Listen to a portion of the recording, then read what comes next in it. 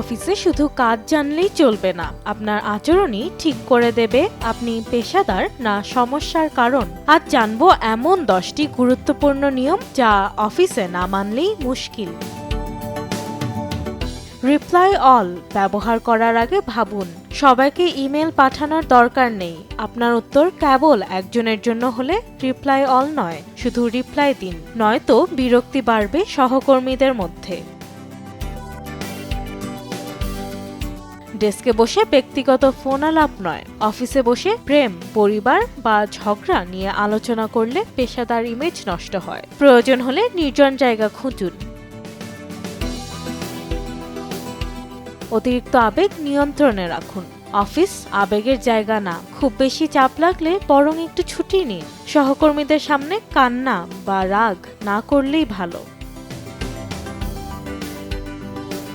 বুঝতে না পারলে প্রশ্ন করুন, চুপ থাকা কোনো বুদ্ধিমানের কাজ নয়। কিছু না বুঝলে জিজ্ঞেস করুন।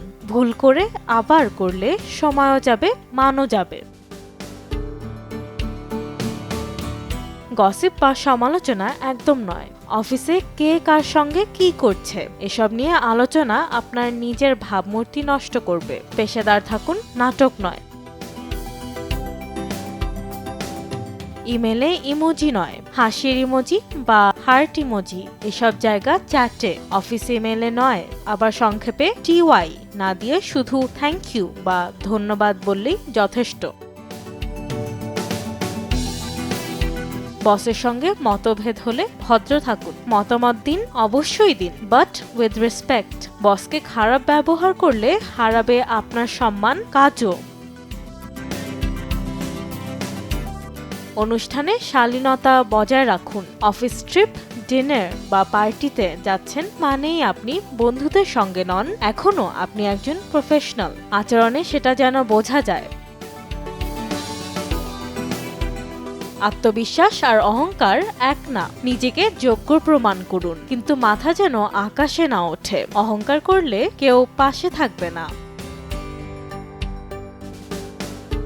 ছোট প্রস্তুতি, বড় সমাধান। হঠাৎ বৃষ্টি, ইন্টারভিউয়ের আগে কফি পড়ে গেল জামায়, ছাতা, বাড়তি শার্ট বা টুথপিক এসব থাকলে ছোট সমস্যা আপনাকে বড় বিপদ থেকে বাঁচাতে পারে।